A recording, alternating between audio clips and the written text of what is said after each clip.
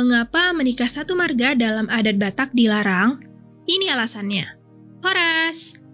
Dongan BK, perlu kalian ketahui jika perkawinan atau pernikahan satu marga dalam adat Batak dilarang, lantaran dianggap sebagai perkawinan sedarah dari garis keturunan ayah atau patrilineal. Jadi, perkawinan itu tidak sah dan tidak dapat diadatkan.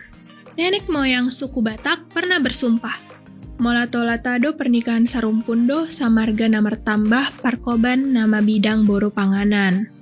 Artinya dilarang menikah satu marga karena tak dapat menambah kekeluargaan. Para leluhur melarang hal tersebut lantaran dikhawatirkan anak yang dilahirkan dari satu marga akan cacat dan terkena gangguan lainnya. Karena dalam pandangan suku Batak, satu marga bisa diartikan sebagai satu keluarga.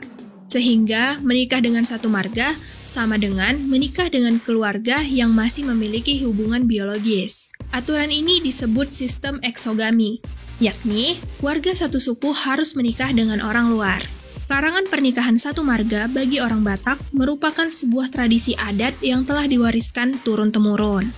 Berikut ini adalah penjelasan mengenai sumpah larangan menikah satu marga dalam budaya Batak. Yang pertama, menjaga kemurnian garis keturunan. Dalam budaya Batak, marga merupakan penanda garis keturunan dan identitas seseorang. Pernikahan satu marga dikhawatirkan akan mencampurkan garis keturunan dan mempermudah terjadinya perkawinan sedarah. Hal ini dianggap dapat melemahkan keturunan dan meningkatkan risiko penyakit genetik.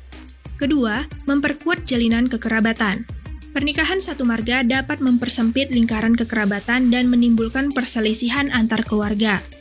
Hal ini karena pernikahan tersebut dapat memicu persaingan dan pertentangan dalam merebutkan harta warisan atau jabatan adat. Masyarakat Batak memiliki sistem kekerabatan yang kompleks, di mana setiap marga memiliki peran dan tanggung jawab masing-masing.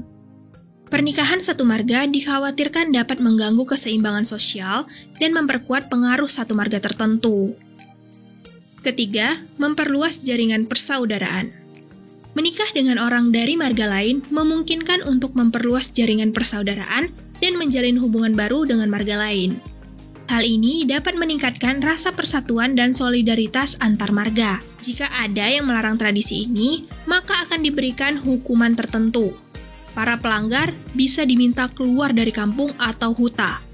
Pengantin ini akan dihapus dari marga mereka karena dianggap telah mencoreng nama baik keluarga. Selain itu, mereka juga dilarang hadir dalam setiap kegiatan adat keluarganya. Bahkan, orang yang nekat menikah dengan satu marga bahkan kerap dikucilkan di wilayahnya. Jadi, itulah alasan dibalik larangan menikah satu marga dalam adat Batak.